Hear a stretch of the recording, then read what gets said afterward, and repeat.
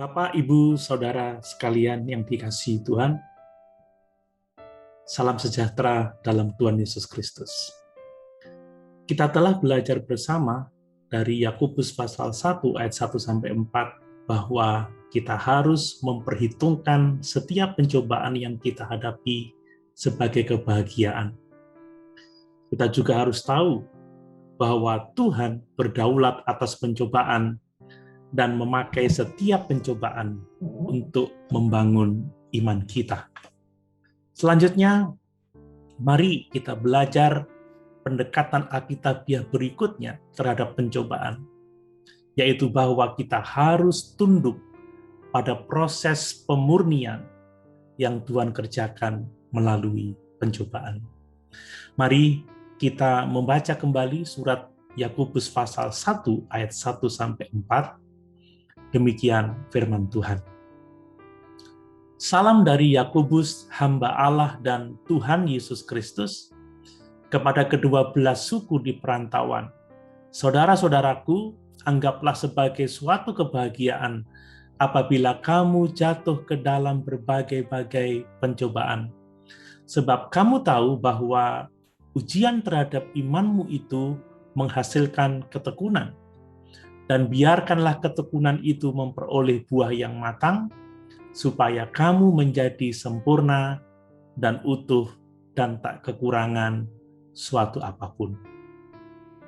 Bapak, Ibu, Saudara yang dikasihi Tuhan, pada ayat 4, kata biarkanlah, dalam frasa biarkanlah ketekunan itu memperoleh buah yang matang, menyiratkan penyerahan total kepada Tuhan dalam setiap pencobaan yang kita alami. Menyerahkan diri kepada Tuhan tidak berarti bahwa secara pasif kita tidak meminta pertolongan Tuhan atau tidak melakukan apa-apa. Kita tidak secara pasif menanggung pencobaan tanpa berdoa memohon kelegaan dari Tuhan. Ingat bagaimana Rasul Paulus berdoa agar Allah menyingkirkan duri dalam dagingnya. Namun demikian, ia berhenti berdoa kepada Tuhan ketika Tuhan berkata kepadanya dalam 2 Korintus pasal 12 ayat 8-9, cukuplah kasih karuniaku bagimu. Tunduk kepada Tuhan tidak berarti bahwa kita tidak mengambil langkah-langkah untuk mengatasi masalah yang kita hadapi. Jika pencobaan itu adalah masalah kehilangan pekerjaan, adalah benar dalam ketergantungan kita kepada Tuhan untuk mencari pekerjaan lain. Jika pencobaan itu adalah sakit penyakit, maka yang benar kita tidak hanya berdoa, tetapi juga mencari pertolongan medis. Jika keadaannya sulit, tidak selalu salah untuk kita mencari jalan keluar untuk mengubah keadaan yang sulit itu. Bapak, Ibu, Saudara yang dikasihi Tuhan, ketundukan adalah sikap terhadap Tuhan, di mana kita tidak mengatakan kepadanya bahwa Dia tidak seharusnya membiarkan kita dicobai. Kita tidak protes dan berkata, mengapa Tuhan melakukan semua ini? Kita tidak tunduk kepada Tuhan jika kita mengabaikan Dia, rencananya yang indah, dan mengambil tindakan sendiri dalam setiap pencobaan itu, selain dari kita berdoa kepadanya dan beriman kepadanya. Salah satu contoh penyerahan diri yang terbaik adalah Ayub.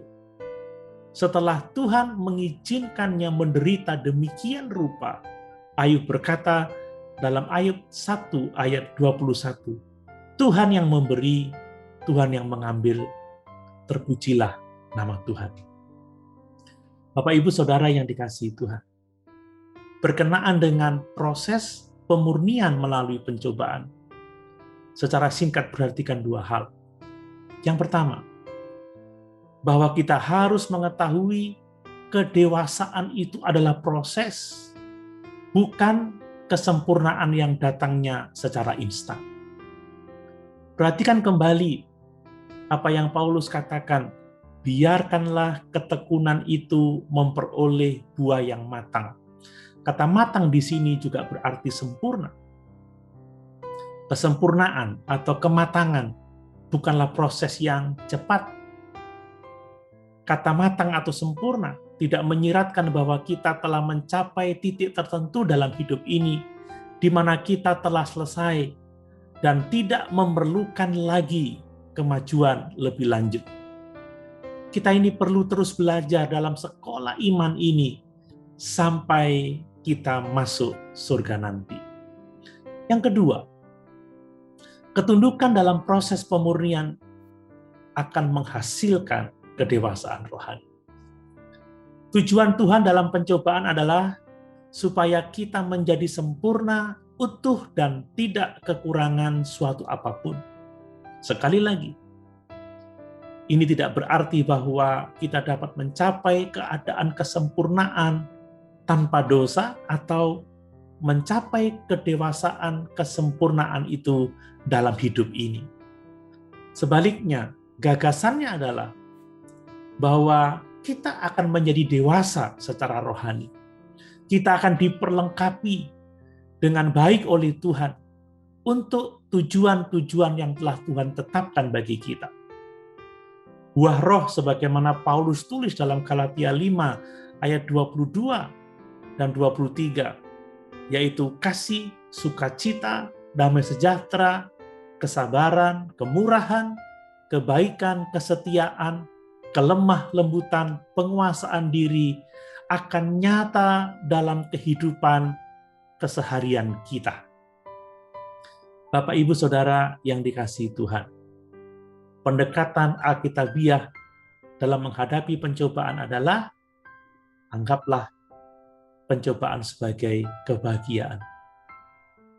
Pahami bahwa ujian atas iman kita akan menghasilkan ketekunan.